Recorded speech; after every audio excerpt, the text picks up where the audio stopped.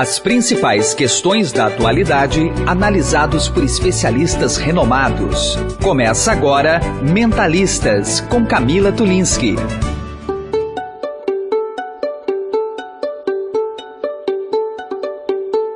Por que algumas pessoas têm tanta dificuldade em aprender um idioma diferente? Será que tem alguma explicação neurológica ou de aprendizado para isso? É o que vamos desvendar hoje aqui no Mentalistas.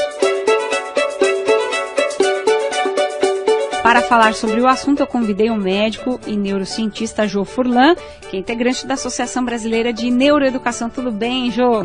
Bom dia, boa tarde, boa noite para todos os nossos ouvintes. Prazer estar aqui, minha amiga. Como eu comentei com você, eu adoro esse Mentalistas. Que bom, obrigada pela participação. Do outro lado da bancada aqui do programa, o educador Eduardo Francini, que é orientador pedagógico no CLQ e assessor para a língua estrangeira no Colégio Magno. Tudo bem, Eduardo? Tudo jóia, Camila, obrigado pelo convite. Olá, doutor João, prazer conhecê-lo pessoalmente.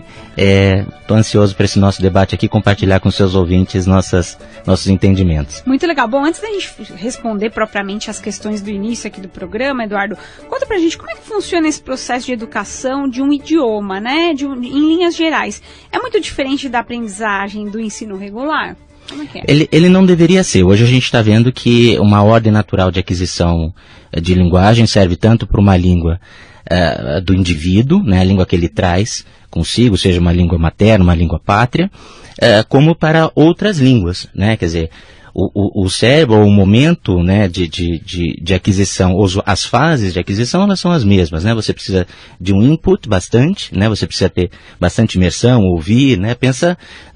Ao invés de pensar de língua estrangeira, pensa na nossa língua materna. Quer dizer, como é que a gente aprende isso, né? A gente tem que estar no ambiente, né, onde aquilo tudo chega para nós e as pesquisas indicam que isso chega para a gente ainda no útero materno, que é interessantíssimo, né? Você vê ali reações, né, do bebê ainda dentro do útero da mãe, conforme ele recebe os estímulos externos, né, e de linguagem.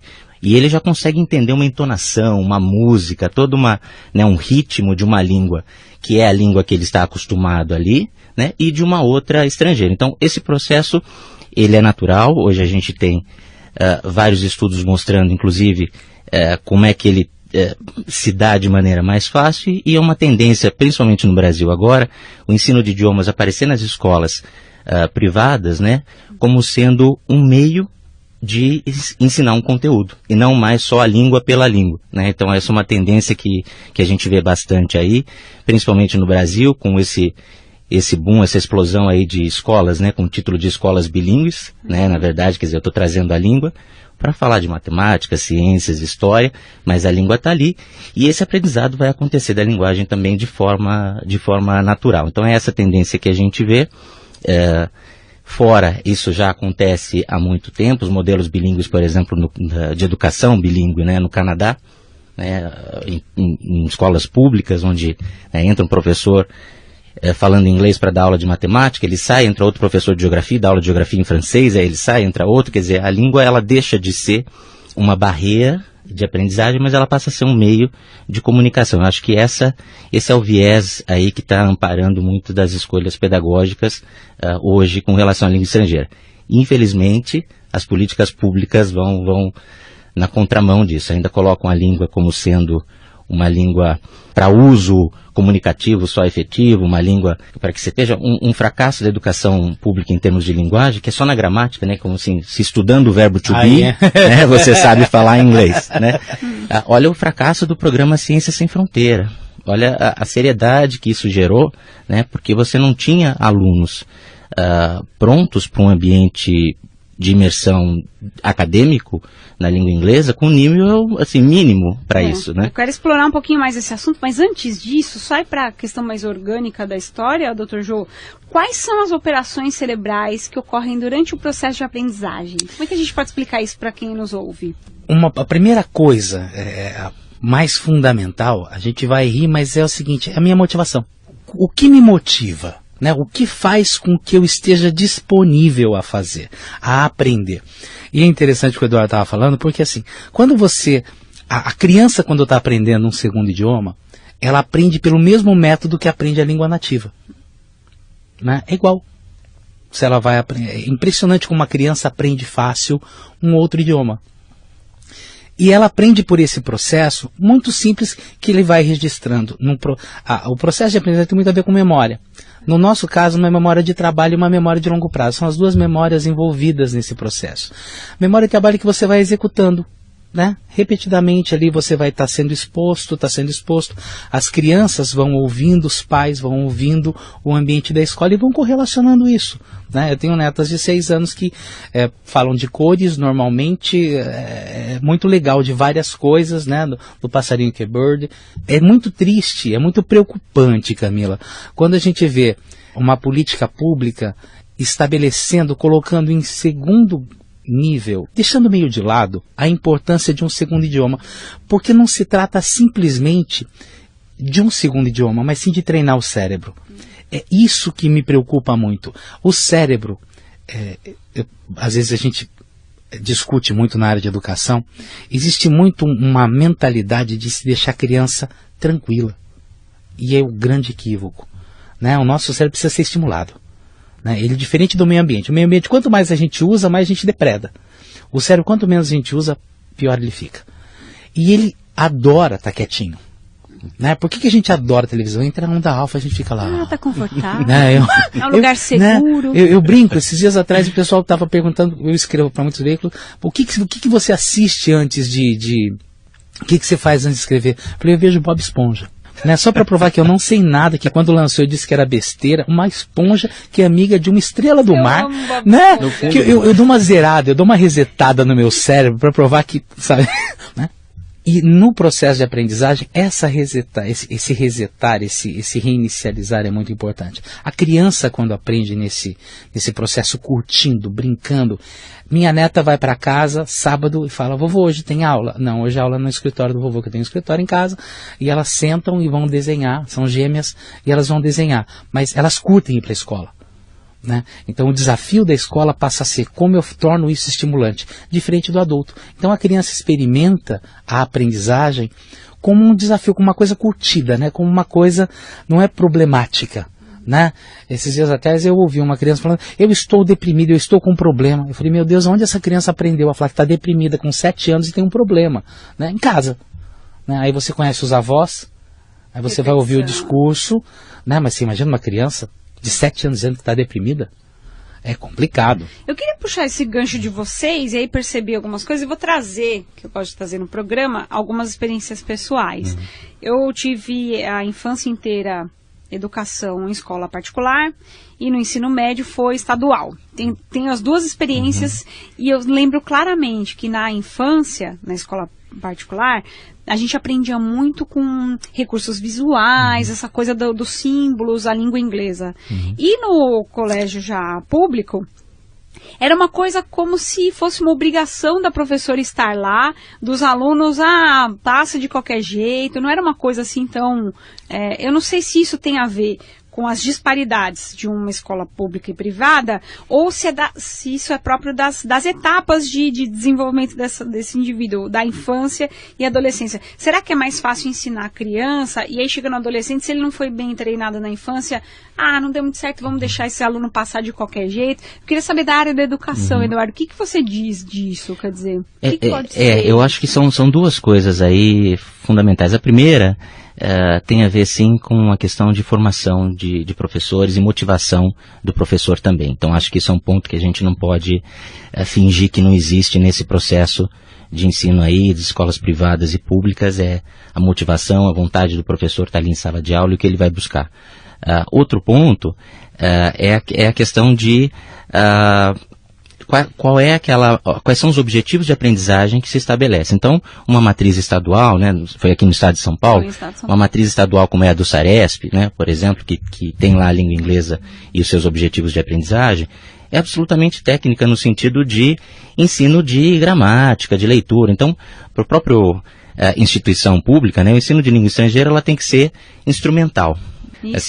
Instrumental quer dizer o seguinte, eu vou usar esse idioma para poder acessar um conhecimento, para abrir uma página na internet de inglês e tal, e não ir além disso, né? Eu acho que uma mudança grande, né, que tem a ver com o que eu falei no começo, das escolas bilíngues, né? Quer dizer, é tirar um pouquinho esse viés só de ferramenta né, para acesso de conhecimento, mas incorporar isso no discurso do usuário. Ou seja, eu consigo, né, trazer outras habilidades, colaboratividade, a comunicação, que é uma delas, né, e fazer isso num outro idioma, né. No caso do inglês, que é uma língua franca, por exemplo, né, é uma língua aí de acessos e possibilidades múltiplas. E, como você falou, tem a ver com as fases, mas eu acredito que é muito mais uma questão de metodologia, né, olha, como é que os documentos, né, o que aquele professor tem que treinar aquele aluno e depois ele vai ser avaliado para aquilo, enquanto que as escolas particulares, elas não usam muito essas matrizes. O próprio PCN de 98, por exemplo, PCN os parâmetros curriculares nacionais, quando ele fala de língua estrangeira, ele coloca ali, acho que são 10 linhas, 12 linhas, e não mais do que isso num documento de 300 páginas. Ele diz o seguinte, olha, você tem que fruir o texto em língua estrangeira, identificar, né, a questão cultural, abraçar a questão cultural, mas na verdade não ir além disso, não fazer disso, não explorar isso como meio de comunicação. As escolas particulares, principalmente por conta, tem uma questão mercadológica, mas por entender que isso não é suficiente, né, eles partem para outra coisa. Na nossa época foi o boom da abordagem comunicativa. Então aqueles livros de inglês traziam, né, olha, at the airport, né, at the restaurant, como é que eu peço um prato, como é que eu, né, então, como é que eu viajo, e agora, eu tô aqui, teve a explosão. Vocês, né? Não, antes disso era um estruturalismo, né, foram várias, né, os laboratórios audiovisuais. Eu sou um cinquentão, né, então. Não tá muito longe, né? Não, estamos ali. Os laboratórios audiolinguais, né, audiovisuais, né, então cada década aí teve, né, o seu boom a partir da década de 80 e 90, em 90 com a questão econômica, né, do dólar e o real 1 por 1, muitas pessoas viajando pela primeira vez para o exterior, aí que a abordagem comunicativa expandiu, porque agora eu tenho a possibilidade de sair do Brasil, e como é que eu vou falar? Eu vou usar. É aquilo do propósito, né? E hoje já não se pensa mais assim, hoje vai numa outra linha, né, eu acho que dando muito mais poder para esse indivíduo de expressão e de comunicação. Quando a gente começa a imaginar a questão pedagógica, né? O que o professor na sala de aula vai fazer? Quando você tem um discurso, eu quero que meu filho, meu neto, né, o aluno que está na minha escola, no caso, eu estudei em colégio público até basicamente entrar na faculdade. A melhor escola na minha cidade era colégio público, onde todo mundo estudava, filha da faxineira e o filho do prefeito, né? Colégio particular era do PPP, papai pagou, passou, né?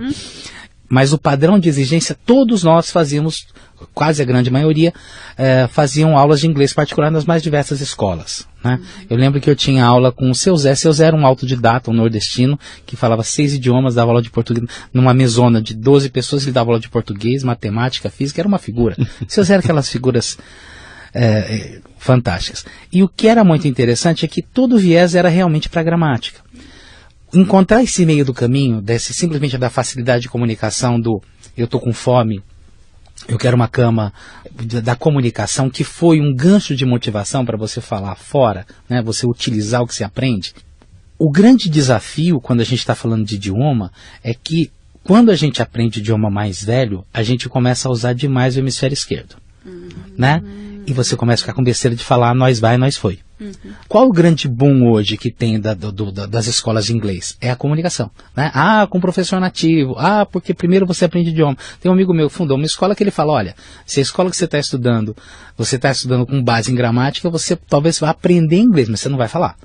Por quê? Porque você fica, o teu lobo frontal, o teu senso de censura é de ridículo. Imagina você, né, jornalista, frontal que adulto já está formadíssimo. Formadíssimo. E, assim, e o lobo frontal é a tomada de decisão, é o nosso julgamento. Sim. Eu não quero falar nós vai, nós foi. Normalmente, numa aula, você não vai. Agora, se você está conversando com uma pessoa nativa, você não tem problema de dar uma escorregada, né? Você fica mais tranquilo. E a criança não tem isso. Porque a gente vai corrigindo a criança o tempo todo. Para a criança, ser corrigida é natural, para o adulto é ofensa. E tem uma marcação, acho que de gramática, né? Quer dizer, a criança que vai desde cedo aprendendo, né, uma outra língua, também vai estruturando na cabeça dela. Vai estruturando. Voltando lá ao porque um sentido de gramática. Então, esse nós vai, né, pode não fazer sentido aqui pra gente, né? Mas em outras línguas talvez faça sentido. Uma frase que eu adoro dizer para ilustrar, né, que é bonita do nosso português brasileiro, né, as mina pira. O que é as mina pira? A pessoa fala assim, bom, é uma frase absolutamente errada, já classifica como sendo, né, pessoa de periferia, com determinado tipo, né, de classe social. Mas se você pega em outros idiomas, o caso do inglês, por exemplo, se você falar the girls go crazy, né, você só tem um plural ali, que é girls. Girls. Né? O the não está no plural. Essa bobagem de dizer que é o, a, os e as, não é. É um artigo definido, né? Esse go, né, do verbo go crazy, né, tá ali. Também ele não tem uma transformação aí nessa frase. Então, as mina pira, eu tenho uma marcação só de plural. Eu não tenho marcação em todas as palavras. Em inglês também, mas por que isso aqui em português, né, tem essa denotação? Ah, não, olha, não pode falar assim. Por que eu não tenho uma mentalidade? Olha, se eu falo, as meninas piram, eu sou redundante, eu estou falando plural 3 vezes. Eu não preciso falar plural 3 vezes. Se eu falo uma vez só, o cara já entendeu, né? Ah, subir para cima é redundância, né? As meninas piram não é redundância, porque eu tenho que ter concordância. Então, também tem uma questão do erro, mas de você aprender, eu acho que, e aí quando você é mais velho, essas lógicas começam a fazer sentido na sua cabeça. Para criança, não. Isso tá ali, né? É uma aquisição e é fácil. Como adulto, você tem que fazer flexibilizar um pouquinho essas normas, porque né? Uma coisa é eu me comunicar, outra coisa é eu estar correto linguisticamente, né? Eu falar corretamente. Então hoje é um problema sério, as pessoas não, eu tenho muitos, eu tive vários estagiários, é um problema sério que o estagiário está na faculdade e não sabe escrever, né? Não sabe falar muitas vezes. Eu tinha um chefe de cirurgia que na cirurgia você não pode enfiar o dedão inteiro no porta-agulha quando está dando ponto. E ele me deu um tapa na mão enquanto eu estava no procedimento. Eu falei, mas você usa. Eu falei, mas eu sei fazer o certo. Quando você souber fazer o certo, você pode fazer o jeito mais fácil. Esse é o jeito mais fácil. Siga a técnica.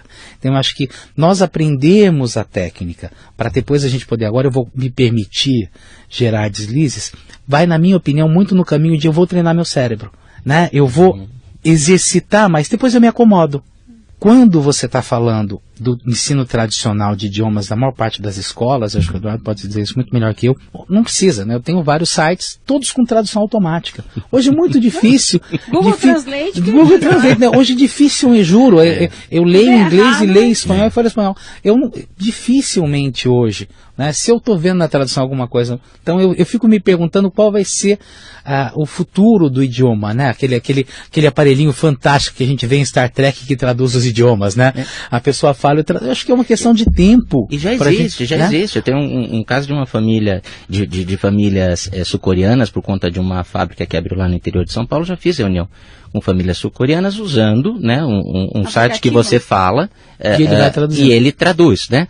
Claro que a outra pessoa ri do lado e você fala assim, bom, traduziu besteira, não vai traduzir aquilo do jeito que exatamente, né? A estrutura, mas comunica-se de uma forma. Então, mas a preocupação, eu acho que de trazer o idioma hoje, essa tendência, assim, o que se ganha de competência, né, em termos de desenvolvimento desse aluno como cidadão global, e que eu posso fazer isso através do idioma, junto com o idioma, né, e não só a língua pela língua, e não só imaginando aonde que esse menino vai usar, porque às vezes não usa, né, em questões de comunicação.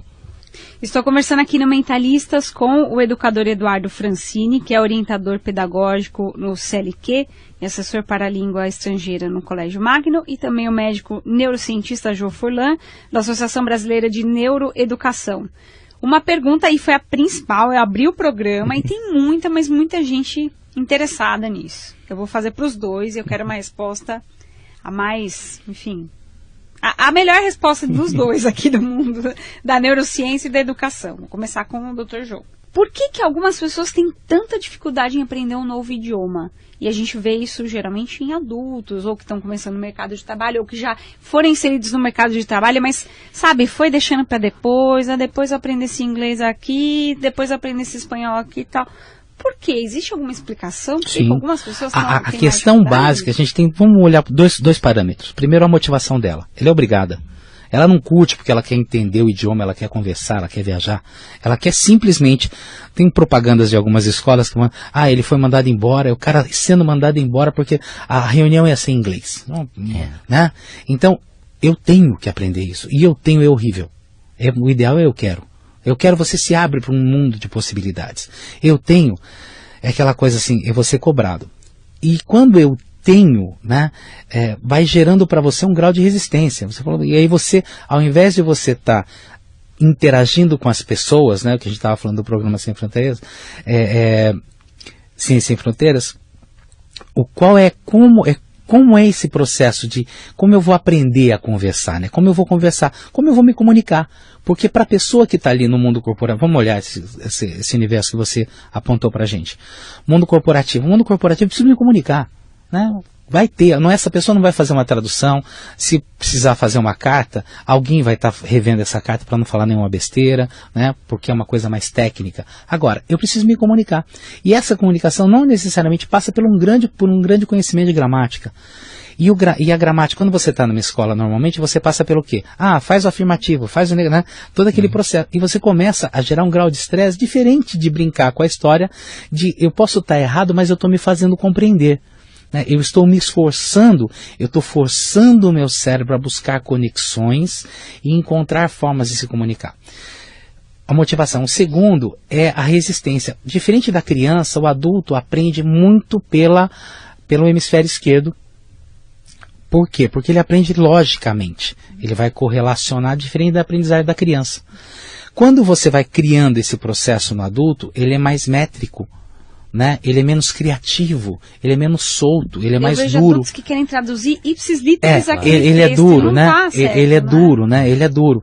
Hoje, muito curioso, a gente vê muitos idosos fazendo isso. A gente trabalha muito com essa coisa da neuroplasticidade, da importância do cérebro do idoso continuar buscando novas experiências. Isso é fundamental para o bem-estar do cérebro do idoso. Quando você fala disso, você começa a ver que a experiência de uma pessoa com 60 anos estudando idioma é muito mais gratificante do que uma pessoa com 30. Pô, será que 60 anos com um cérebro um pouco menor, tendo perdido milhões e milhões de neurônios, como que eu posso aprender mais rápido? Né? Eu sou do tempo, estou formado há 25 anos, que neurônio não nascia e nervo não crescia, né? Duas besteiras hoje. É verdade. Né? A gente estava falando em relação que a ciência é dotada de verdades temporárias. Né? Então, hoje, quando a gente está falando, olha, independente da utilização, porque vai ter o aplicativo, ou já existe o aplicativo, ou a gente vai usar o Translate, a questão é, usar outro idioma treina, estimula esse cérebro, rompe barreiras. E a gente tem que pensar sempre no conceito de treinar o cérebro. Hoje a gente tem um desafio muito grande. O conhecimento é muito simplista. Qualquer texto que tenha mais que 5 a 7 linhas, todo mundo já acha, é grande demais. A gente faz isso no WhatsApp. Então fica muito complicado esse processo onde você não se aprofunda, porque você passa a saber um pouquinho de tudo, mas nada bem. Então é um conhecimento que beira a ignorância, e o maior problema disso é que a gente não pensa mais. Quando a gente não pensa, a gente não exercita o cérebro. É tudo pronto. Eu lembro quando dava aula para pós, era muito aquela coisa, né? Eu falei, gente, por favor, não façam um trabalho contra o Alt-Chup, né? Que era copiar um pedaço e tal. Eu tive aluno me apresentando tese que era, né, argumento que era meu, porque copiou, né? Falei, gente, copia 2, 3 frases para ver quem é o autor, não tem problema você citar, né?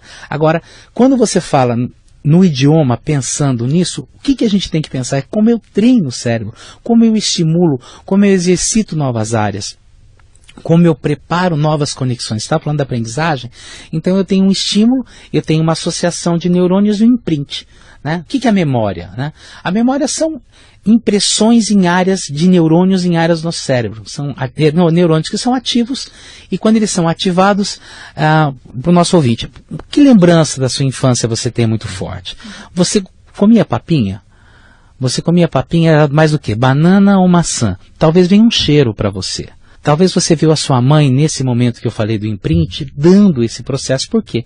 Porque a aprendizagem tem 3 coisas muito fortes para reforçar a aprendizagem. Vínculo emocional, porque o nosso centro de aprendizagem é o hipocampo, que está no nosso sistema límbico. A repetição da informação e o grau de relaxamento. Então, quanto melhor eu estou, melhor eu aprendo. Criança aprende besteira com a maior facilidade. Sim, o que mais tem? Eu queria reformular essa pergunta assim, fazer essa pergunta para o Eduardo, que é, por que algumas pessoas têm tanta dificuldade em aprender, e esticar um pouquinho mais para a área da educação, que é, elas caíram em mãos erradas, essas pessoas, quer dizer, deram azar de pegar um professor horrível, com uma metodologia péssima, numa escola que não se preocupava, só se preocupava em ensinar gramática e não a comunicação. Quer dizer, do ponto de vista da educação, essas pessoas não conseguem aprender porque deram azar? Olha, isso pode ter acontecido também, né? Que as pessoas falam assim, não, eu tive um bloqueio, fulano, tal professor aí, né? Era desse jeito, e bloqueio pode ter acontecido também. Mas assim como a ciência, eu acho que não é só na ciência que nós temos verdades permanentes, né? Num campo da medicina, por exemplo, e todos os outros campos também, e na parte de aquisição de linguagem também. A gente falou aqui de como eram os modelos de aprendizagem, né? E se você for pensar na língua estrangeira lá, como era ensinado o grego, né, o latim, o francês, né, era muito mais nesse sentido da estrutura, da regra, né, da norma, como se aquilo fosse a língua que é, né, não considerando a língua viva e orgânica. Mas, tentando responder um pouco essa pergunta também, tem a ver com o que o Vygotsky chama da zona de desenvolvimento proximal, ou seja, eu tenho que também ter um estímulo e ser desacomodado de um certo ponto para questionar algumas coisas que eu aprendi daquela forma, no caso do adulto, né, e tentar ver aquilo de uma maneira diferente. Vou tentar ilustrar com um exemplo que realmente acontece. Por conta disso, eu tenho colocado algumas metodologias em escola que vão trazer, então, a língua como um meio de aprendizagem de outros conteúdos e não a língua por ela mesma. Então, com alunos lá de 8 anos, contando uma historinha, tem uma historinha lá no livro, e o título dessa historinha assim I Met Ted. Eu encontrei o Ted, que conta a história de um sapinho e fala do ciclo de evolução do sapo, do girino, da larva, do laguinho. Então, a criança está aprendendo isso porque está aprendendo isso em ciência, a borboleta, a larva, então faz todo sentido que ela aprenda isso em inglês também. Chegam os pais dessa criança e falam assim, olha, como é que você está ensinando simple past, passado simples, para o meu filho, que ele está lendo uma história que tem o met. Ele nem sabe o que é met, que é o passado do verbo meet, né, que é encontrei. E aí você vai fazer pergunta, did he meet, não sei o quê. Como é que você está trazendo esse tipo de gramática para uma criança de 8 anos que não sabe o verbo to be? Então veja o que está na cabeça desse adulto. Que aprender língua é desse jeito, sim, é por gramática. É a minha crença. É a minha crença, foi isso, é assim que eu aprendi. É a crença que a gente acredita.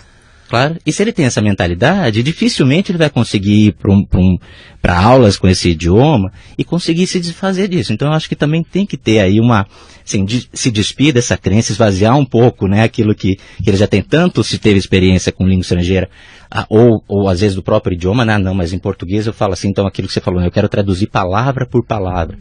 E às vezes a criança não tem disso. A gente coloca uma interpretação de texto para a criança lá e quer saber a ideia central, né? E a família recebe aquilo e fala assim, não, mas ele não consegue ler, né? Traduzir palavra por palavra do que está aqui, porque é uma noção, né? Assim, e às vezes não tem que ter mesmo. São etapas, né? São fases que vão acontecendo. Então eu acho que a questão do adulto é também, e eu acho que aí a neurociência pode ajudar bastante, né, em como se despir de algumas coisas, né, em como tentar esvaziar um pouco aquilo que já tem de conhecimento, para não perpetuar uma verdade dele, né, que já não está mais como estabelecido sendo boa prática. Né? Acho que a questão não é nem esvaziar, só, Eduardo, é tirar o senso de julgamento.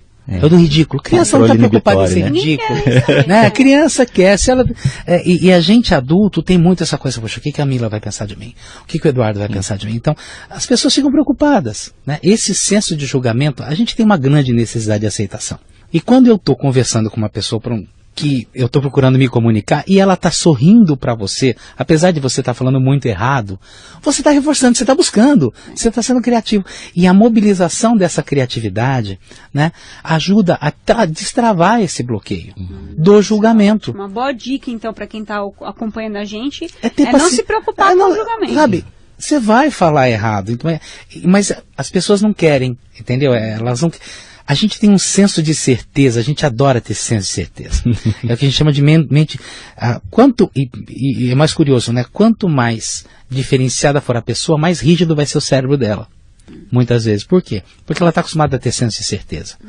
Então, eu gosto muito de cozinha. Vou receber a Camila e o Eduardo em casa. Eu não vou arriscar uma receita nova, vou fazer aquilo que eu já mando muito bem. Com isso eu fiz o quê? Eu não mobilizei adequadamente meu cérebro todo o potencial de, eu vou estudar, então deixa eu ver como eu vou fazer, então para eu não errar. Então, você tem que ter um dos nossos grandes desafios é desenvolver mentes flexíveis. Onde a gente pode o tempo todo estar trabalhando com as experiências. O que eu aprendo com isso? Normalmente é o que? É o julgamento. Né? A gente tem que ser mestre em aprender, não em ensinar. Então esse processo é muito forte. Tem algumas dúvidas, vamos ver se dá tempo de responder.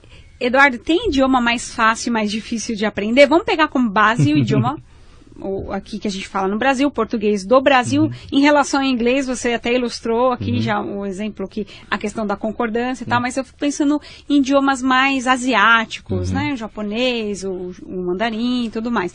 O brasileiro teria mais dificuldade em aprender esses idiomas? Tem essa diferença? Eu acredito que sim, porque tem a ver também com a questão, aí eu volto numa teoria de Chomsky de princípios e parâmetros, que nós vamos começar a analisar, né, depois de fizer isso mais adulto, né, nós vamos começar a analisar esses idiomas a partir do que a gente sabe sobre a nossa própria língua. Né? Então eu tenho, por exemplo, no japonês, uma estrutura de frase inversa do português. No português eu tenho o sujeito primeiro, o verbo depois, o objeto. Na língua japonesa, esse verbo vem lá no final. Então eu tenho que esperar o sujeito em japonês falar toda a sentença para eu entender qual é a ação. Né? Muita gente fala assim, nossa, mas como os japoneses são educados, né? A gente vê discussão de japoneses e um espera o outro falar para depois, né? Ninguém interrompe no meio como brasileiro. Mas é claro que se você interromper, você não entende o que ele tá falando. Você tem que falar até o final. É a essência da frase, espere molhar o bico.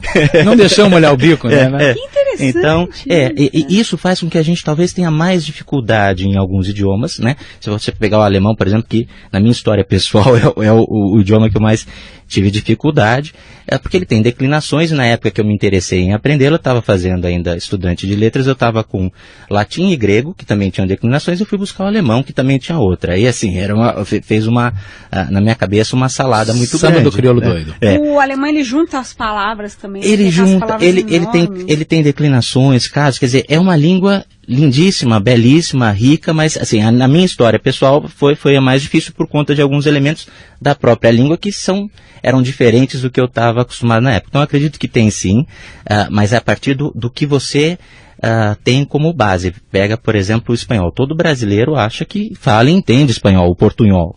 Né? Assim, a gente não precisa, o espanhol é uma língua meio que deixada de lado no país, porque apesar da gente ter fronteiras, né, de estar geograficamente numa região que a gente teria muita vantagem, né, de ter o bom espanhol ali falado, mas não, a pessoa fala, eu entendo, então não tem essa necessidade, essa motivação. Chega em Buenos Aires e não entende nada. Nada. Porque eles falam rápido demais também. Que é um outro tipo, quer dizer, e aí também tem o que é língua, porque se você vai para Buenos Aires, aquele portenho, né, aquele cidadão ali de Buenos Aires fala um espanhol diferente do que o cara de Córdoba. Do espanhol do que do argentino. O portenho, Então, você tem uma questão aí de o que é fácil, é difícil, depende do que eu estou tomando como referência. Se a gente pegar a nossa língua portuguesa, tem aquelas mais tranquilas, mais fáceis da gente, né, colocar. Eu saí do alemão e fui pro francês, que ali estava uma segurança maior, eu já sabia inglês, então tem passé, composer no francês, que é o present perfect de inglês. Não tem em português, mas tem em inglês. Então eu estou confortável em aprender francês e alemão não. Depende, mas a própria estrutura da língua, desses parâmetros que a gente vai marcando ou deixando de marcar, fazem com que ela seja mais fácil ou difícil. Tem uma perguntinha para você, Jô. Eu escuto muita gente falando assim, para eu aprender mesmo idioma, eu tenho que morar naquele país. Então, vou fazer uma imersão, vou morar um mês lá no Canadá, eu vou morar, sei lá, em Londres, vou passar uma temporada. Isso é uma realidade? Se a pessoa viver naquele lugar, ela tem mais facilidade de aprender de fato, né? Sim e não. Pegando o gancho do que o Eduardo disse, assim, você imagina, se fosse, por outro lado, o Chomsky é um pesquisador que trabalhou muito com o processo de aprendizagem, né, da criança. Então, se a gente colocasse, por outro lado, uma criança para aprender, uma criança brasileira para aprender japonês, né, simultaneamente, eu não sei qual seria, se seria grande a diferença, a dificuldade comparada ao inglês. Né? Porque ela não tem essa métrica fechada do sujeito, do início da... Isso é nosso adulto, né? Isso é nosso consciente, né? Por outro lado, quando você começa, esses dias atrás uma amiga, minha filha está nos Estados Unidos, eu falo com ela todo dia. Eu falei, mas você não pode falar com ela todo dia. Mas ela fala, não, desculpa, então manda ela voltar. Porque se você está 1 hora com ela todo dia, ela está deixando de estar 1 hora interagindo na cultura. Né? Aí a gente vai voltar à história dos padrões de memória. Quando eu fico lá 1 mês, eu volto, foi legal, a gente coloca aqui, não sei quanto, Eduardo, mas eu colocaria aqui o tempo mínimo para uma prática legal para você poder desenvolver cognitivamente, desenvolver no teu padrão de memória, serão 3 a 6 meses. Né? 1 mês você vai se comunicar, né? No básico do básico, dependendo do teu grau de interação. Por quê? Porque hoje a gente tem esse negócio aqui na mesa que é o celular, né? A gente tem o computador, e que você deveria ser proibido quando a pessoa vai fazer interação, falar, eu vou falar o básico. Por quê? Porque a imersão depende de colocar o seu cérebro captando tudo, né? Tudo dessa forma. Agora, se você o tempo todo começa a voltar, é como se fosse 110, 220. 110 é português, 220 é inglês. Agora eu vou ligar português, vou ligar inglês. É diferente para o seu cérebro. Então, quanto mais você estiver imerso, quanto mais você, exigir do seu cérebro, né? Procure conversar com as pessoas. Pode parecer arrogância, você está lá fora, eu quero responder em inglês, eu vou responder uma frase em português, outra em inglês, vou tentar... Não, a pessoa não, ela volta. Lembra que eu falei, o cérebro adora se acostumar. Regride, né? Né? Então, não existe, desculpa interromper, mas essa questão do que se falou por muito tempo como mito, né? Do pensar em inglês. Você precisa pensar em inglês, né? Se você só for traduzir, isso que você falou, eu ligo a chave do português ao inglês, isso não existe. Existe o pensar, existe o pensamento, né? Existe o cognitivo, né? E não pensar em uma língua ou outra. As pessoas falam assim, não, eu estou tanto tempo aprendendo esse idioma que eu já estou sonhando em inglês. Quer dizer, isso tem a ver com outras questões, mas até porque, como a gente falou no início, o processo de aquisição é o mesmo, as áreas ali do cérebro, né, com relação à linguagem que estão sendo estimuladas são as mesmas áreas, então é muito mais você ter a disponibilidade, a vontade de querer e interagir e falar, motivação e tirar um pouquinho esse controle inibitório do que ficar agora pensando, não, agora é inglês, agora é português, eu vou traduzir, não vou, não tem isso, mesmo na imersão, né? Infelizmente, nosso tempo está esgotado, mas agradeço muito a participação do educador Eduardo Francini, que é orientador pedagógico no CLQ e assessor para a língua estrangeira no Colégio Magno. Obrigada, viu, Eduardo, pela sua presença. Eu que agradeço. Foi, olha, pouquíssimo tempo. Espero voltar aqui. Eu que agradeço. Muito obrigado, professor. Aprendi muito com vocês aqui. Sempre que é verdadeiro. Também recebi o doutor Jô Furlan, que é integrante da Associação Brasileira de Neuroeducação, médico e neurocientista, contribuindo aqui com o nosso Mentalistas. Obrigada pela presença, Obrigado, Jô. que todo mundo possa cada vez mais treinar seu cérebro. A gente tem que lembrar que estar vivo significa estar com o cérebro ativo. Então, quanto mais a gente treinar o nosso cérebro, mais a gente vai fortalecer a nossa experiência de existência, de vida. E o Mentalistas dessa semana fica por aqui. Você pode acompanhar todas as outras edições do programa no nosso portal estadão.com.br. Até uma próxima. Você ouviu Mentalistas com Camila Tulinski.